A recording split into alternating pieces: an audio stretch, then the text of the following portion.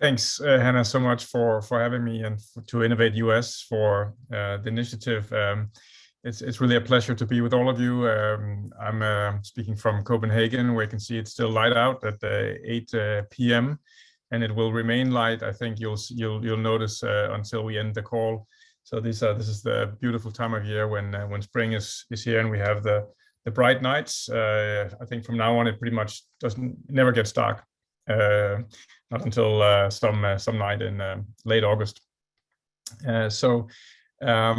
I'll be sharing some stories and some approaches with you. As some of you might know, maybe also from Hannah's introduction, I've worked with innovation in government in various forms and shapes for quite a long time. I think, certainly if you include the beginning of my career, for more than 25 years. It's always a great pleasure to connect with colleagues also in the US to learn from you what you're occupied with, and so what the challenges you see are and what the possibilities you see are. So I really look forward not just to sharing some ideas and examples from our work and my thinking, but also to learn from you and have a good dialogue. I think we'll have a good time for that, moderated kindly by you, Hannah.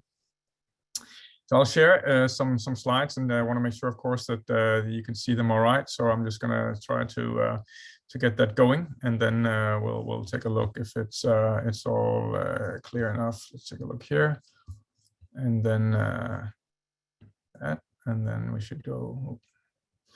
Still got a lot of people coming in, so there you go. All right, so you should be able to see the screen fine now. I can see it well. Great. So expanding partnerships or designing missions for impact. And in a way, what I'll speak about is that obviously partnering, collaboration, working with others is critical to addressing quite a few of the challenges we face from a public sector or government perspective. But what really interests me and what we're trying to do in the work we are doing in the Danish Design Center is to ask partnerships with what direction. So with what purpose and where are we going with partnerships, and maybe start in a way in a different place than just saying let's partner, but let's start with the difference we want to make in the world. So that I'm taking the liberty certainly of using the title for that story. And designing missions for impact is a way of saying that, namely that we need to articulate in a concise way where we want to go. And then we, of course, want to pursue that desired future together. So the bigger question you could say is, how do you actually create long-term positive change? And now when I say long-term, I'm trying to frame this in a way where we go beyond the day-to-day. We are going beyond dealing with immediate service challenges, with immediate pressures that could be political, coming from citizens, coming from other stakeholders, immediate pressures coming from media, which may or may not have an interest in what you're doing, positive or negative. But we want to create a positive impact, of course, because we want to do good. We want to do good. Could be for population health. I noticed somebody from Health and Human Services in this call. Could be from the CDC. Want to do something good for social inclusion or equity or other aspects of and welfare and social care and so on. We want to do good for workforce development. In my country, we are facing an incredible crunch on workforce in health and human services and social services. So we have hospitals struggling to find the labor they need, and we have also bottlenecks in the private sector, which does not make it easier. What kind of change do we want to see for the environment, for our natural environment, for biodiversity? What can we do for climate change, whether that's adaptation or mitigation? What kind of impacts do we need for the future of mobility in a world where, at least the debate in my country is that we probably need to start looking very carefully at fossil fuels, and we need to find new mobility forms. There are even people in Europe now taking the train between different countries, including some folks. I had a visit from Netherlands recently from senior leaders that were working on actually an innovation and design for the Dutch government, and they wanted to take the train home from Copenhagen to Amsterdam, and they have a nice, probably publicly funded app, which says there's a train at 7 a.m. in the morning from Copenhagen, and turns out there is no train, and they have to jump on a low-cost airline same day. So we have some challenges in getting mobility systems up and on par with the challenges we face and the needs of citizens, or in this case, citizen customers. So what I want to ask you in the first, and don't worry, there won't be too many of these polls because they can also be can challenge you perhaps, but this one maybe is pretty simple. Poll number 1: our current approaches to innovation and change are sufficient to address the societal challenges we face.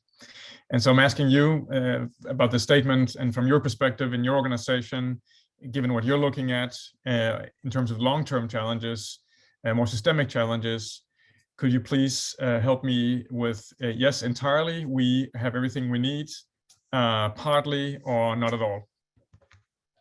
And here we all are following the results. I'm of course gratified that nobody is saying yes entirely. It's always a risk with these things. Right, so a bit of 50-50 splits, which I think maybe 60-40 looks like, maybe even a bit more, 65-35. So you see, you have part of the answer, you have part of the tools, part of the approaches, you've got something good going for you, but others are maybe a bit more in despair, saying we do not have the approaches we need to work with long-term change, work with innovation. And that's just so fortunate, because now we have something to talk about. So so thanks for that. But I think it's important to say that this is something I recognize with public sector leaders here in Denmark, both at national and regional and city level. We see that also across Europe. We see there's a recognition that we are being overwhelmed by crisis. We also talk about poly crisis, right? So seen from a European perspective, for example, we have a bit of a war on our hands, and I think that you can recognize that as well on your end. We're still struggling with the aftermath of the pandemic. So just to give an example, I don't know why I have cases about transportation this evening, but the Copenhagen airport has huge delays because we don't have air traffic controllers. They didn't hire enough air traffic controllers after the pandemic, or they left their jobs and didn't come back. The healthcare system has been under a lot of pressure, and people are struggling to find the balance again. So we are seeing some systemic challenges that are happening more or less at the same time. We have some inflation issues, we have some energy issues on top of that. So poly crisis means, of course, that we need to deal with more challenges at one time. And to do that, we probably have to take a bit of a broader perspective. We probably also have to think in longer term. Now, the work we try to do, this is our home in Copenhagen at this, we call it the little greenhouse. It's called Blocks. It's not so little, but it's basically an investment made in a partnership between the state and the city of Copenhagen, and then a philanthropy private fund which paid for the thing. And we are working across architecture, design, innovation, technology, and most of what goes on in that building is focusing on the future of cities and creating more sustainable cities. My institution, the Danish Design Center, we work is somewhat broader than that. We work at all levels of government, from global organizations to city level, and sometimes even community level or neighborhood level, trying to provide the tools, the approaches, the mindset, sensibilities, we call it many things, in the world of design. And here we talk design as a verb, design as design thinking, to really unleash the ability to create the sustainable world we want. And the way we work in my organization is to identify what we call missions. And we're not the only ones using that terminology around the world, but we're adopting that terminology because we want to pinpoint good places we want to go around what we call the green transition. So that's climate change, environment, digital transition, looking at how we leverage technology for the benefit of people, both in business and government, and social transition, which we've decided to focus very much on the future of mental health as one key challenge. There are many other as a social challenges when it comes to whether that's integration between different population groups, or it's immigration issues we've had in Europe, or it's an aging population, which we're also dealing with here. Now, what I want to highlight here, and I don't know, Hannah, can you take the poll down again, or should I do it? I can still see it on my side, namely, but I don't know if you can see it on yours. Otherwise, I'll just do like this just to get it a little bit out of my. Oh, I don't think we see it anymore. You don't see it? No. All right, I see it. That's funny. Mm-hmm. I can maybe share the results now. I was just quoting the poll, but I'll just share it just so you see it. So hold on one moment. Can you see it now? Yep. Yep. Great. So I was just quoting, saying 65% said partly, 35% said not at all. So here we have the result, and it's, as I said before, it's well, makes you think, I guess, that there's a work to be done around ways to approach innovation. I am just going to go like this, just to, there we go. All right. So what do I mean by design? And this is just by way of introduction, because this is not a session on what we mean by design in a broader sense. It's more working from that vantage point. But what we look to the design field, again, my background originally is in political science. So what I'm sort of turned to this field of what we might call human-centered innovation as an approach to involving people and co-creating new solutions, addressing future challenges. And so using the tools, using the mindsets in design, it allows us that are non-designers to access a set of creative skills, access a set of processes, a set of methods that are really helpful. So what's helpful is when you begin to enter into project work, into development work, into innovation work from a design vantage point, you ask more questions, you work to try to really reframe or reimagine what is the problem we're facing. And that is part of the work I'll discuss more with you on missions, namely framing a problem and then working on that, how to make that problem into an opportunity.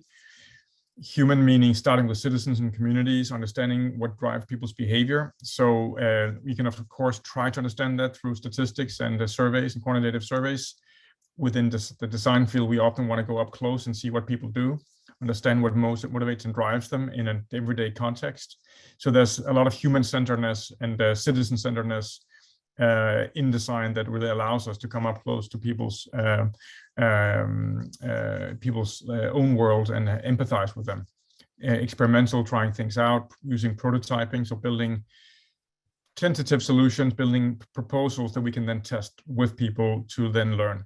So putting a premium on learning, putting a premium on small scale trial and error, rather than thinking we can think everything through and then roll out public sector reforms, for example. And finally, being concrete, I'll give you some examples. Making the future tangible. So when we are trying to pinpoint long-term change, we have to make that long-term change less abstract. So anyone can say we want a city or a region or a state that's has less of lower carbon footprint, or where it's easier to take public transport, or where people are more healthy. But what does that look like? What does that mean? What's that everyday life that we want to create? So using visual tools, creating new life worlds that people can enter into, enables dialogue, enables collaboration. And being concrete and making things visible is, of course, what professionally trained designers are really good at. So exploring people's worlds, co-creating with many people, and then engaging with others using these types of graphical tools, and then building suggestions and solutions that are small scale. They can be in the workshop space, in the lab space, but then, of course, next step would be to take whether it's an app or it's a service, or whether it's some other type of intervention, and putting it out and trying it in real life.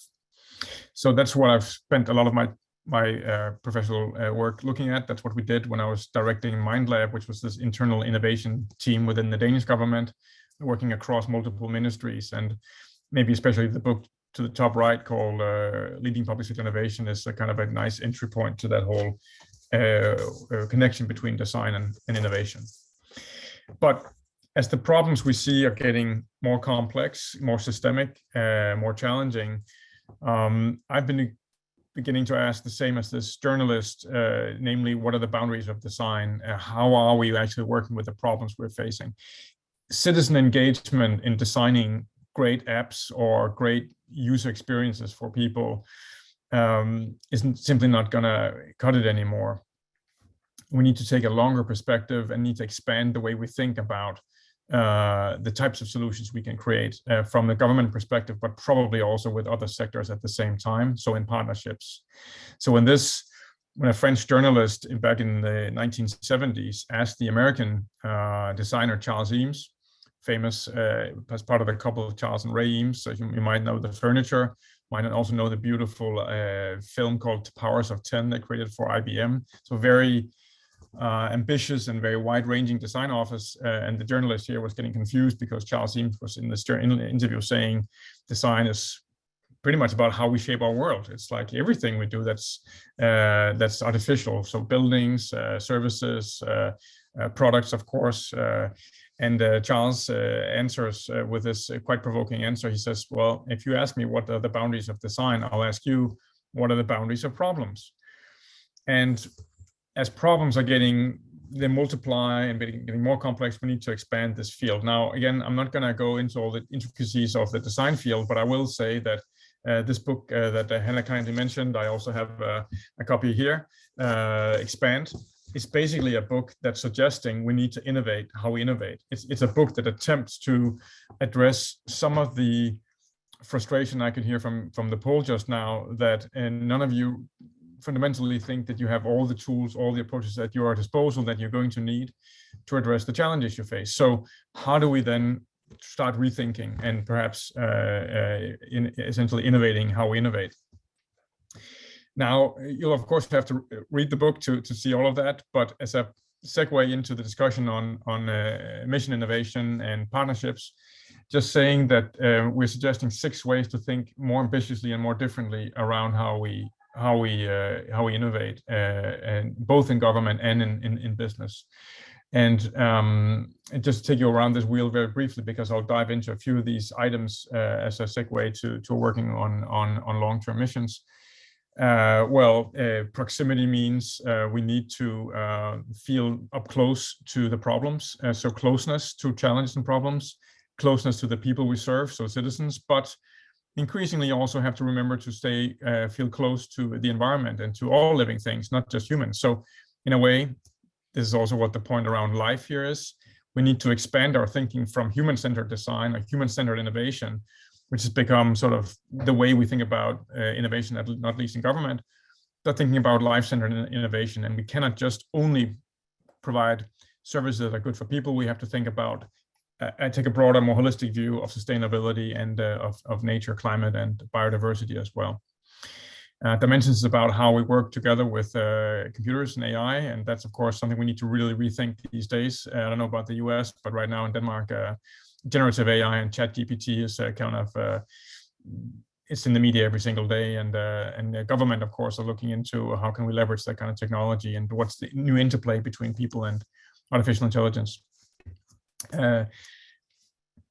The last one I want to mention right now before moving on to, let's see, I think actually I mentioned those I needed to move on to the next discussion, which is basically, what is the thing with time? So time to expand and stretch and open our thinking around time is basically just to take a longer perspective, to realize that we often think in quarterly results or quarterly projects, or maybe 1-year budgets. We think of 3-year strategies, maybe at best 5-year strategies, but who is taking a view that's much longer? United Nations, of course, has taken a 2030 view for the year 2030 with the global goals. But is that enough to deal with climate change? Is that enough to deal with systemic social issues?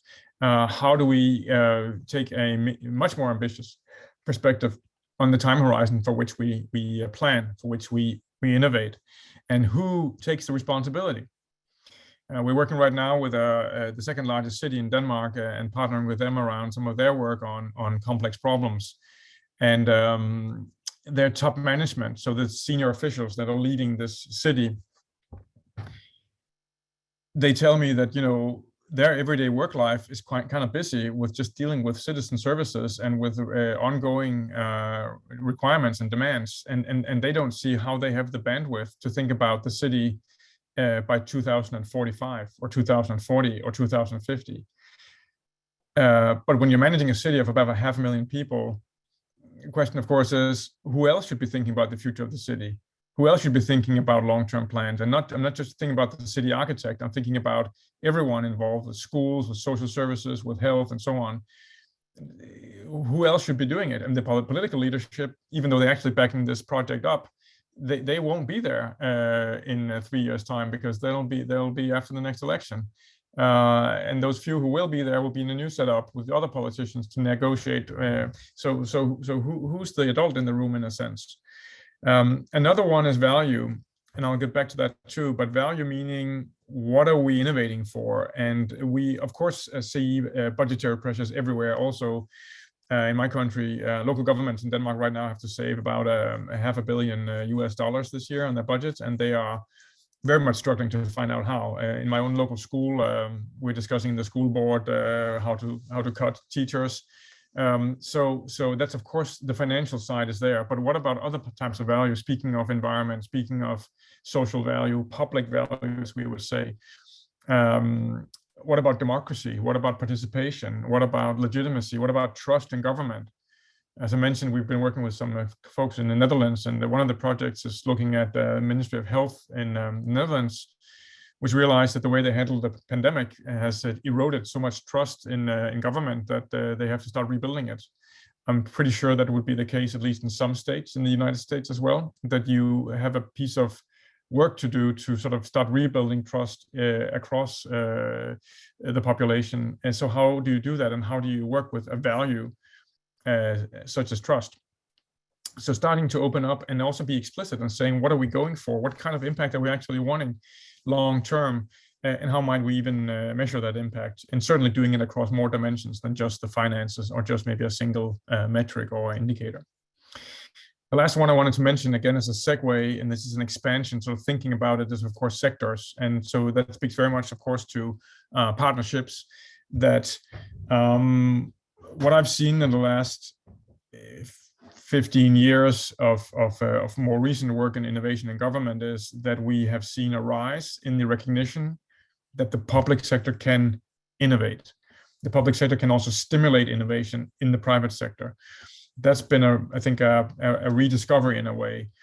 And something like Innovate US is, of course, a platform that sort of highlights that and works to enforce it and strengthen that understanding and the skills and the competencies, as far as I can see, is an extremely relevant role.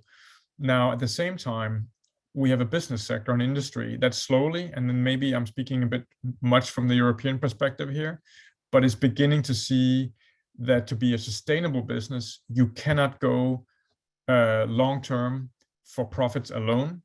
You have to think a bit more broadly beyond shareholder value to stakeholder value, to think about how are you as a corporation contributing to society, contributing to environment, and the license to be a business long-term depends on your ability to not just say that, but to do that.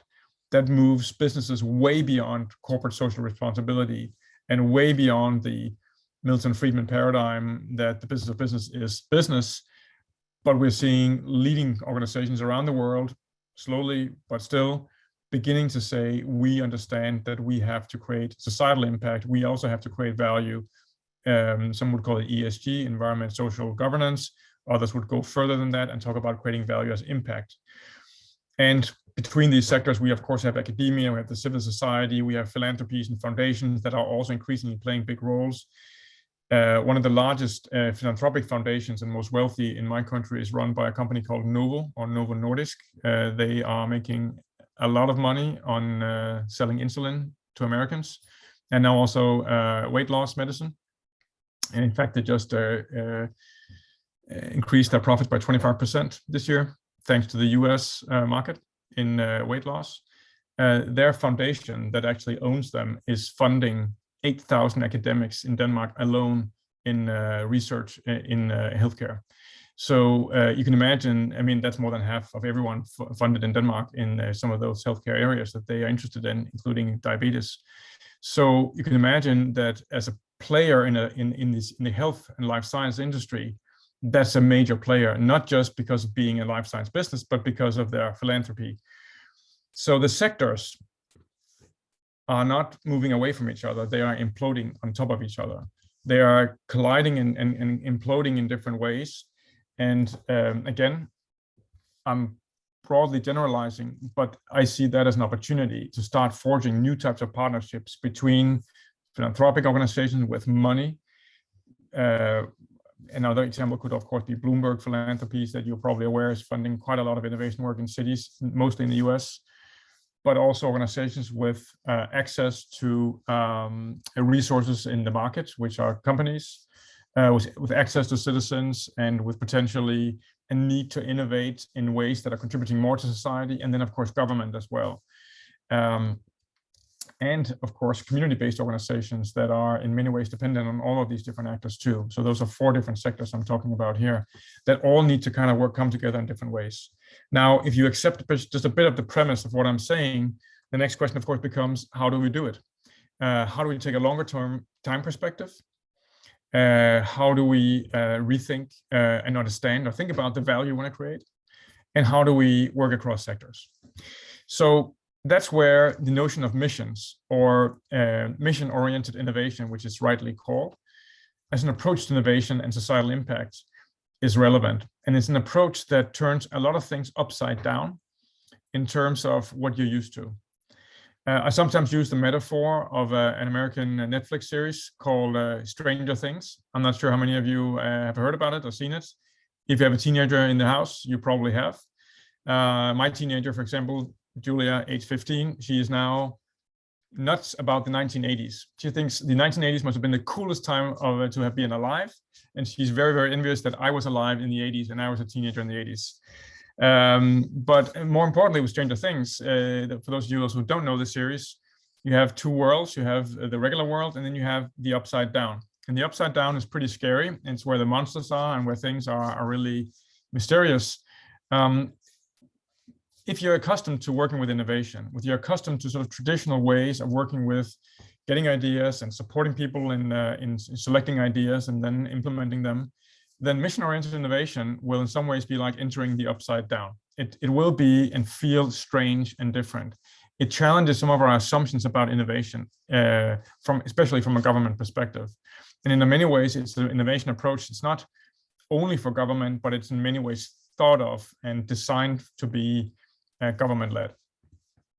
So that's what I'll talk a bit about in terms of an approach to how you innovate across sectors. So here comes the some short definitions, right? So by missions, we mean defined impacts for concrete area or context that are bold, that are inspirational, and that are widely relevant to society. Also, we're thinking about impacts or changes that are pretty clearly framed. They're targeted, they're measurable, they're time-bound. Now, this is coming from a report by the Italian-American economy professor of economics, Mariana Mazzucato, who mostly single-handedly kind of framed this methodology.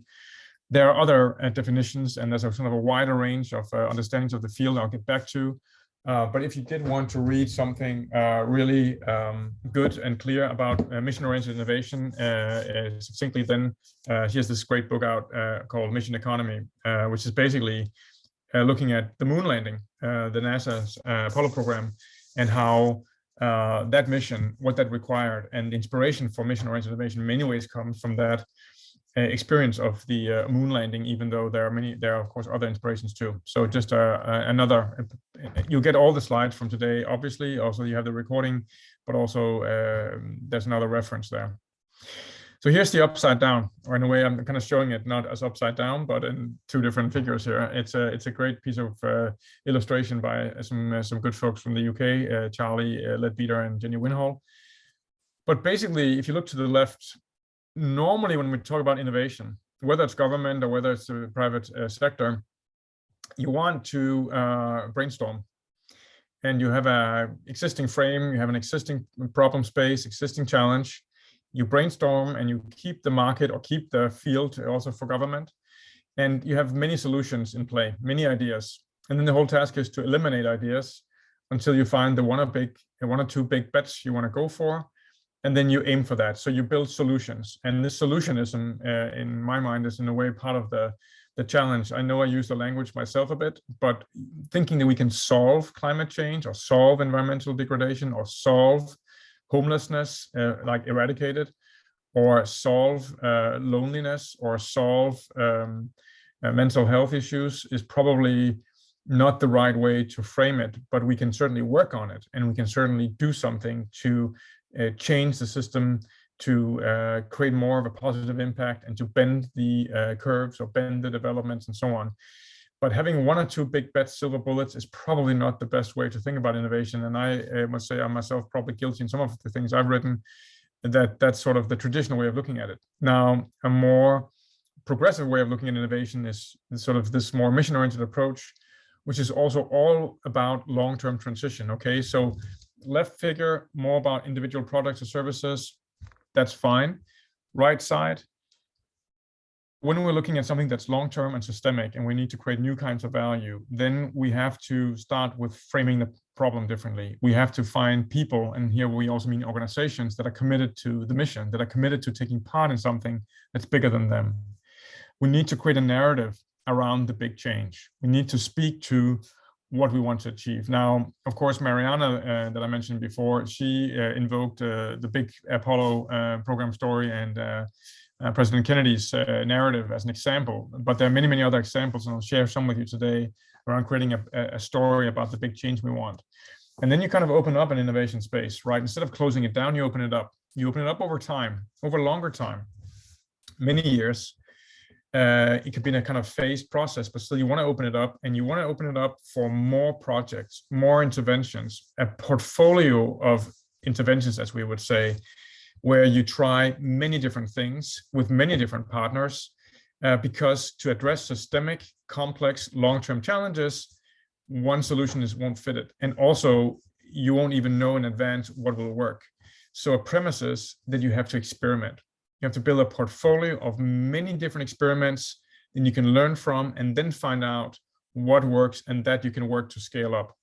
You also have to recognize that because the types of challenges we're looking at are not solved by government or fixed by government acting alone.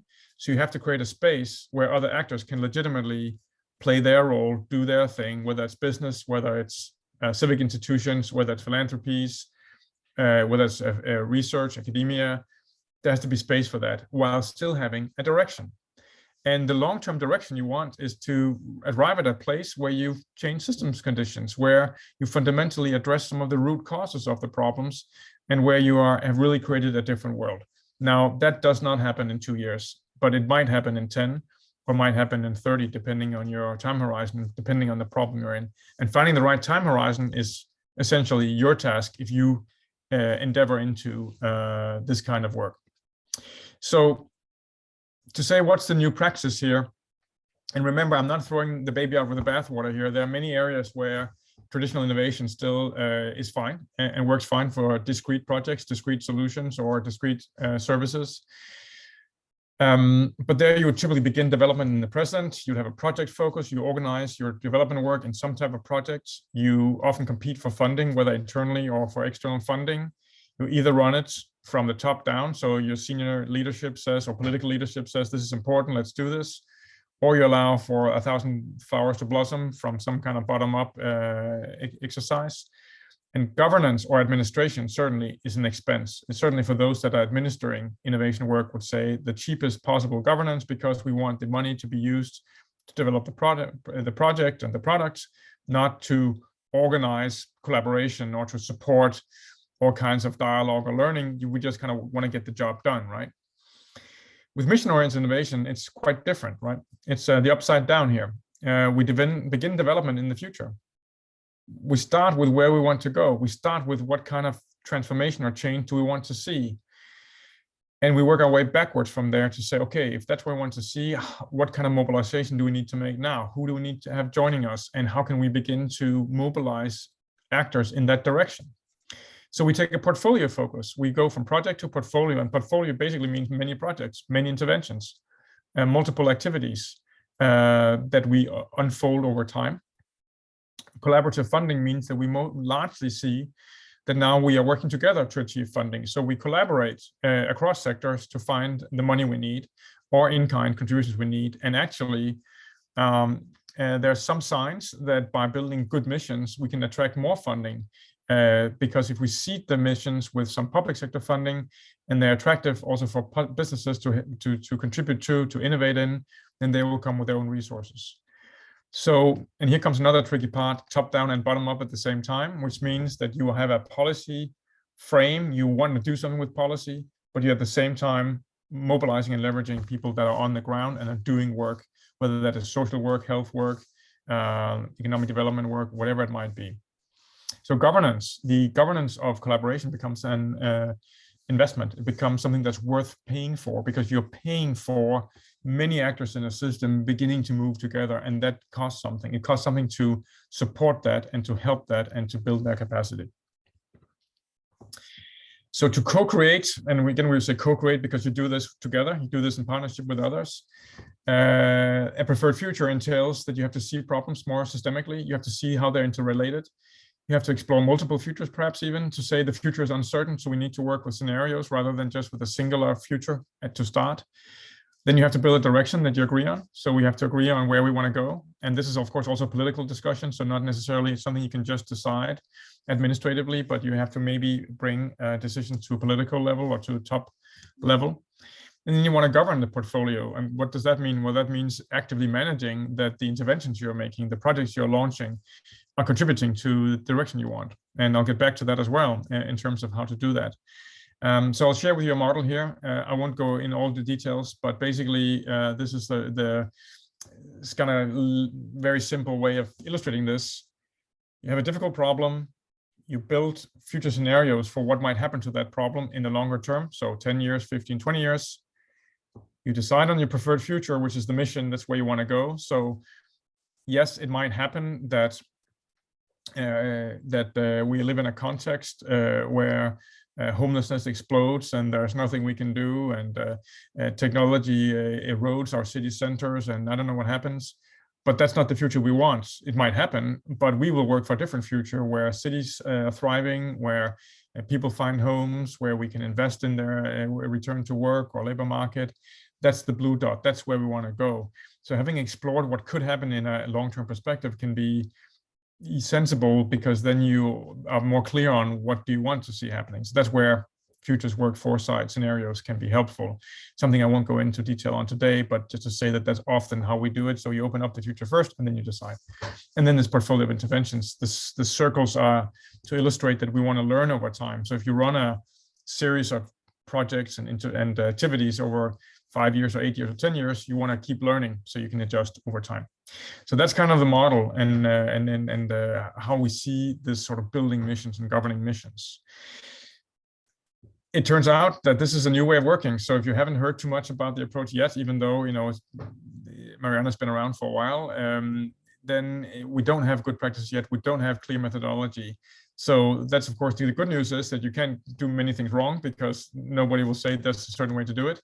But just to say how far we've come, my organization, together with a global organization called the OECD, Organization for Economic Development and Cooperation, we did a survey 2 years ago just to see how things are going. And here we see that some are mostly top-down driven, some are mostly bottom-up driven, which of course kind of goes against the definition, but somebody needs to initiate. And here you can see that in about half the cases, we see government officials and institutions start missions. In other cases, we see local actors or stakeholders start them. So that's also cool that we can start innovation from different perspectives, working on long-term change.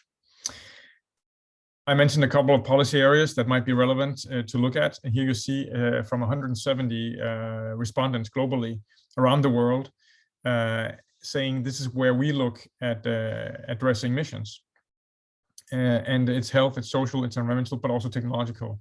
So in Denmark, for example, we have a whole mission for probably investing about $100 million just from government side alone in power to X technology, so catalytic technology to transform green energy into fluid fuels we can use to in fuel-driven machines and transportation. So technology can be a mission as well, but most often it's more about a societal impact, and then technology is what helps you achieve it. So the areas of focus are quite broad. I must say it could be taxation. I don't think I've seen it yet, but that could be, and I also saw there's someone with us from the taxation field, but quite a few areas of focus in missions we see emerging. And national governments leading the way. Now, your states, a state in the US is like a national government in Europe, so I think that counts. Otherwise, you can see regional governments. There's a few involved there as well. And quite a few private sector institutions involved in missions too, which I think is important, because if we can find good ways, valuable ways to include the private sector in achieving long-term societal change, we should certainly do that, and not least because of the innovation power and the resources they have. If we allow them to lead the way, looking mostly at profits and economic development without other concerns, then that might be more critical. So we have to understand that we are talking about something that's good for society, that we build together. It's not something we just do for our own sake. And that's something that enterprises are beginning to realize as well. This is about a year and a half ago, we did this survey, but as you can see, a lot of us still getting started, a lot of in the middle, and not so many are finished, because by nature, missions are long-term. Now, let me give you 3 perspectives on this work from and some case examples to make it more concrete and tangible for you. So how do we kind of move from identifying we have a problem that's difficult to address to actually creating opportunity? We created a very simple playbook. We say 3 things basically: set direction, mobilize actors, and build capacity. So that's a simple way, a simplified way of suggesting how to work with missions. This playbook is on our website, DDC.dk. We can also share it in the chat later or after this call. So here are some of the questions that we are suggesting you have to ask, right? Set direction, what future do we dream of? Which future do we want to realize together? Here, so I won't go through all the questions, but these are some of the questions you might ask, including how do we get new actors and new players into working with us on setting a direction. So we also use missions as an opportunity to get more resources involved and not less. Who should join us on the journey? Mobilizing the ecosystem. By ecosystem, what I mean is the stakeholder landscape, the actors that you see are relevant to the problem field you are working on. And then finally, building capacity. What do we need to do? Skills, processes, governance, funding, and so on. So building capacity is simply supporting and enabling the ability to work in this way. So on setting direction, so where do we want to go? I'll skip this. This is kind of, and just saying the same thing I just said before. But here's a really nice quote from a survey we did with mission leaders in Denmark. The point of having a mission is there's no other way to move a complex stakeholder system. There will be issues, but we have to understand that's part of the reason for a mission in the first place. What a mission does is it allows stakeholders to align themselves to what a common goal shared by all. I think that's a very nice quote. And again, this is from someone leading a mission in Denmark. Allowing stakeholders to align themselves towards a common goal shared by all. That's what we want. And that's what we want to have driving collaboration. So as an example, as a case example, in my organization, we are very much focusing on what we call the circular economy, on a society where we reuse, recycle, upcycle, and keep materials in flow, so that we create less of an environmental impact and less of a climate impact. So the notion of a circular economy is a critical ambition for us, and it's critical for us also because it's critical for the government of Denmark, and that's what they currently are investing in my organization to achieve a shift towards an economy that is less reliant on harvesting resources, using them and throwing them away, but on keeping materials in flow. So we call that designing the irresistible circular society. By irresistible, we mean a society that we want to live in, that's beautiful, attractive, and where the products and services we create are something that adds value to our world, including, for example, buildings, that we can reuse materials in buildings. So to build that mission, we invited 30 partners from across business, philanthropies, government, so multiple agencies, for example, environmental agency, Ministry of Business, the Business Authority, and the Department for, we have a Ministry for Climate Change, all to take part in a dialogue about what would that mean. And we said just by 2030, we said by 2030 we want to achieve something meaningful together. And then these partners, they met. Here you see the nice Scandinavian setting with coffee around the table. There are business leaders, there are design leaders, there are industry leaders, government folks, a few academics. My colleague Julia to the right, this says in Danish, which ingredients do you want in the lab? Because basically what they discussed and agreed on was we need to create, we need to make Denmark into the world's foremost lab for a circular economy. And what will that achieve? And then we have a nice group photo with everyone involved. The slightly balding guy in the middle, he runs a philanthropy that now is investing about $20 million in this work. So so that was one good reason for having him in the room, and other partners that we're working with today too. So it started out with a nice lunch. It started out with a nice conversation. It started out by setting an ambition. And of course, we curated who we invited and who needs to be in the room. And of course, there are people who could be in the room that were not there that day, but they all represent the stakeholder system that we wanted to mobilize.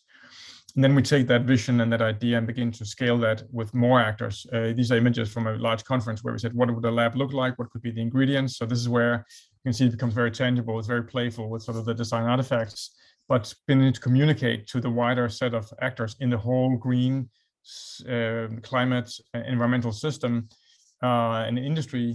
What are we looking for here? So that's, I'll return to how that mission then is unpacked more directly and concretely, but this is just to say how we got it going. Another example, future of mental health for young people in Denmark. That's what we would call a wicked problem, complex problem. 1 in 6 kids in Denmark, when they turn 18, have a diagnosis in the psychiatric system.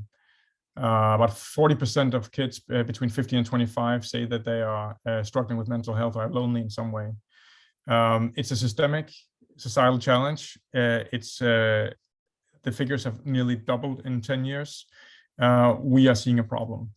Behind our work on this, we've looked at some of the national statistics in the area. We looked at some more fundamental research in it. Also research we've been involved in showing that, you know, we have a current system that probably is broken in terms of how we deal with mental health. And I'll simplify a little bit and say, once we could see that we have to rethink a system from just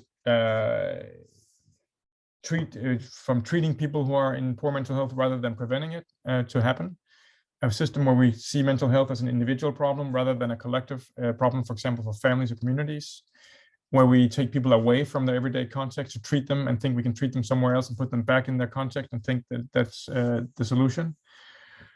Some of those aspects, well, also that we, for example, think that the only people in our society that can deal with mental health are psychiatrists and psychologists. We've forgotten that maybe teachers, maybe parents, maybe your soccer coach could play a role in supporting better mental health. So those are some of the principles we wanted to discover and explore. What would a world look like? What could the mission be where we deal with that? So we started, this is in Danish, but it says transformation, as you can see, same word, and it says 2050, something happened that in a few years fundamentally changed our view of mental health. What happened? So here we have young people involved, we have professionals involved, we have businesses involved, and we ask, what changed since we dealt with this challenge? What does the world look like now? What is the mission we need to build to transform mental health for the country, for young people? And when we said, what would a town, what would a city look like where this is working? And we designed these principles that we discovered together with about 150 stakeholders in the entire ecosystem, these 7 principles about how we relate to each other, how we care, the role nature plays in our everyday lives, how families play a role, how our work places play a role, and so on and so on. So these 7 very abstract principles, but principles that made sense to the group because that's what they agreed on we should work for. And that's still abstract, of course. So we said, what could a city look like? This city does not exist. This is just a map we've designed. But in that map, in a town called Vorby, Vorby means our town. In our town, there are all these places that are signifying how things have changed, how parks are different, homes are different, schools are different, learning takes place differently, generations work together differently, a library is different. Everything is kind of changed because we've succeeded now in creating a society in the form of a city, in the shape of a city, where people are thriving. Not just young people, by the way, but the whole society is thriving. To make it even more concrete, we recruited professional actors, and then we asked them to play role plays and wrote the scripts for them. And then they created films like this film here, a short 3-4 minute film of young people in a rural setting, well, rural and urban, as you can see, that are engaging in a very different free time activity that we don't have today, but that we could have in the future, where they're thriving. And we hear the story about how they work with each other, but also with support coaches around what does extracurricular activities look like in a setting where we are supporting and more thriving mental health. So that becomes very concrete, and it becomes a vehicle, a tool for having dialogues around the future we want. Mobilizing the ecosystem, as you can see, we're already mobilizing, because by inviting different actors to play roles and take part in framing a future, then we are already getting them engaged, right? So it's part of the process. An ecosystem could look like this. This is actually the ecosystem in Denmark. You can read the Danish titles, but it's national politicians, businesses, local government, innovation system actors, knowledge institutions, foundations, other actors, different colors, and kind of mapping out who are they, what are the relationships, understanding if we want to change this long term, this is the system we have to work with. These are the actors we need to work with. Those are the ones we invite. They are the ones that need to maybe change their relationships.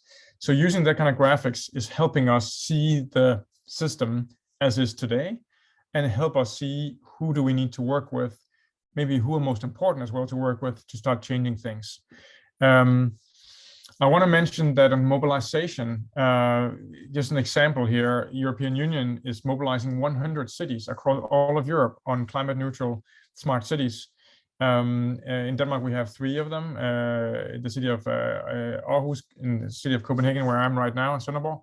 But basically saying we want these cities, as you can see here, to act as experimentation and innovation hubs to really find out ways where we can become climate neutral by 2050. So very long term, very ambitious, mobilizing quite a few cities, and the European Union, which is our version of a federation, kind of funds the thing.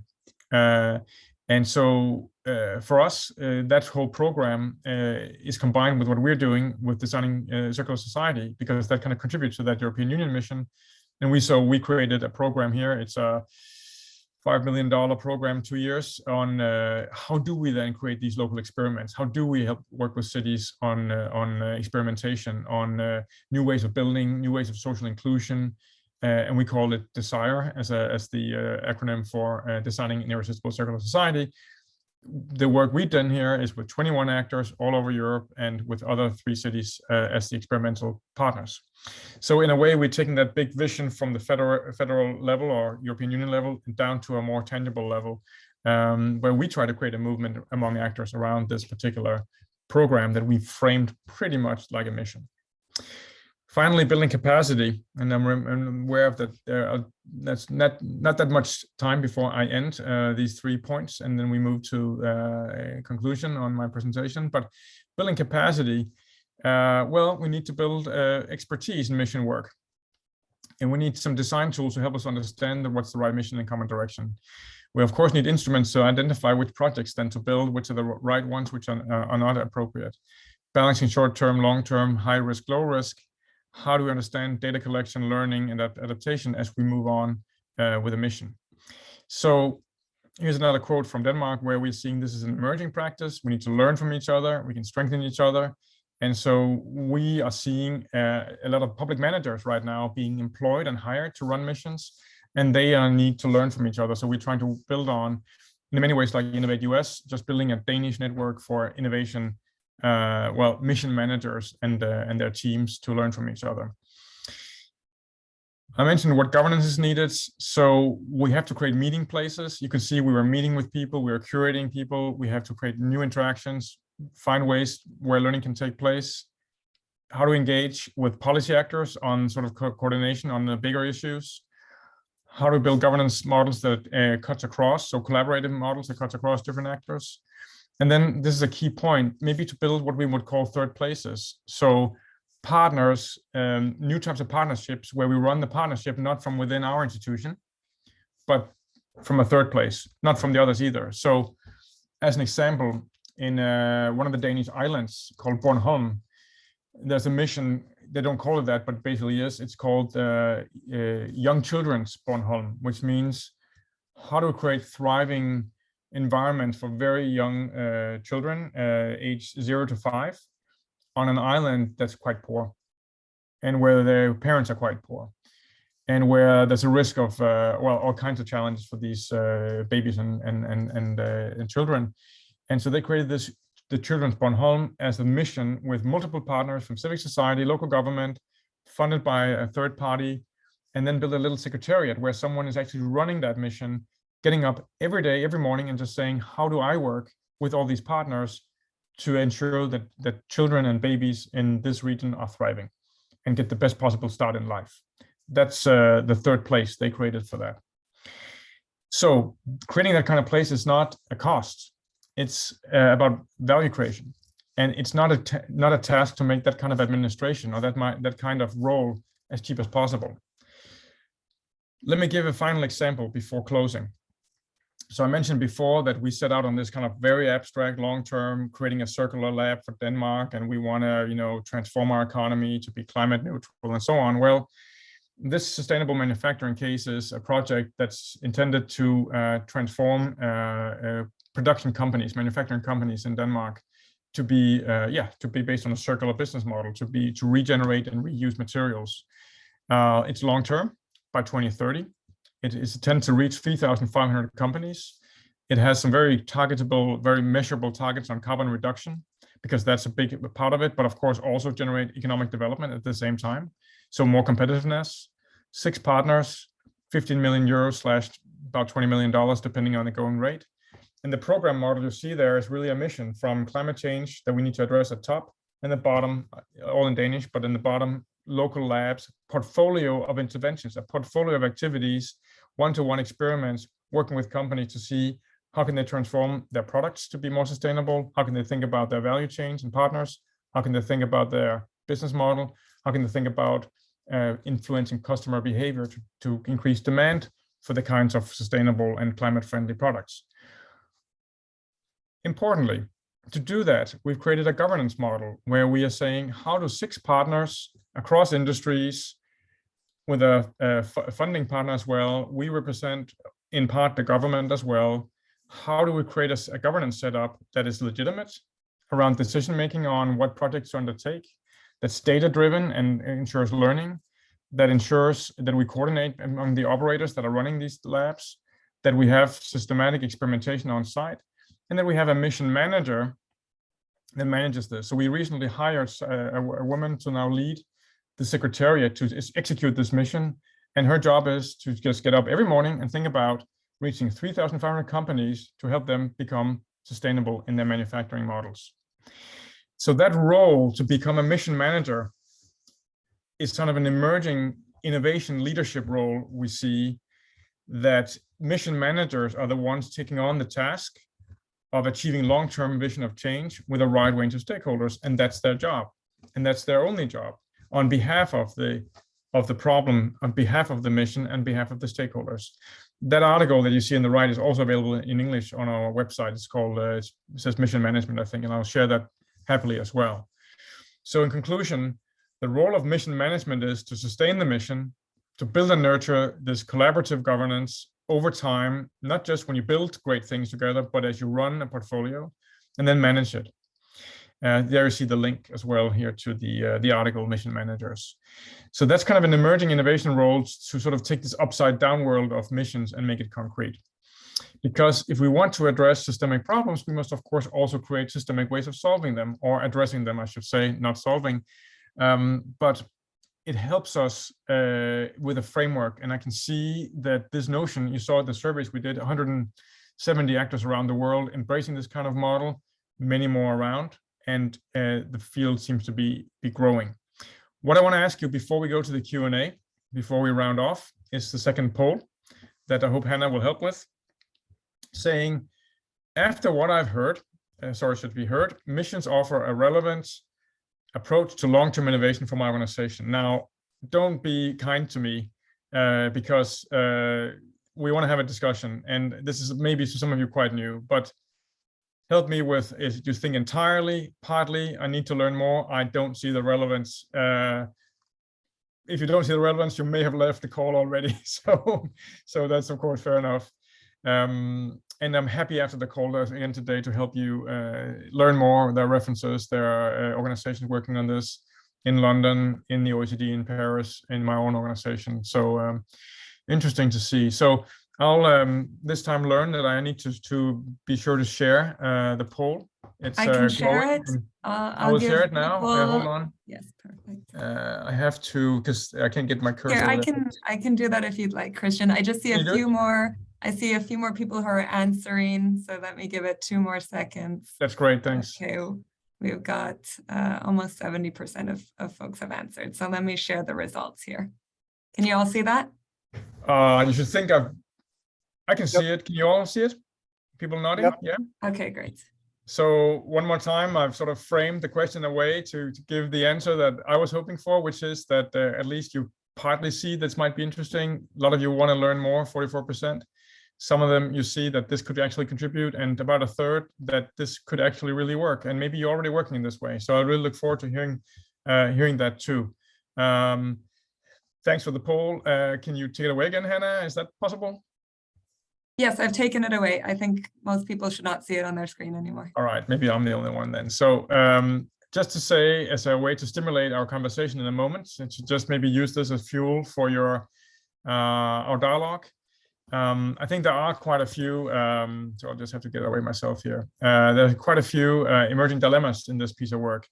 How do we go from seeing that the future is open and could be many different futures to deciding on what is the preferred future? That's also a very political question, of course. So how do we involve the political level in those decisions? And should we do that? And how do we do it? How ambitious versus concrete? How realistic versus ambitious? What kind of capacity do we need? How to build this legitimate mission governance? Who makes decisions on what to invest in? Can we invite in citizens, civic organizations, businesses to take part in decision making? And how do we build these third places for managing missions? Just as a way of saying there could be a few things to dive into there.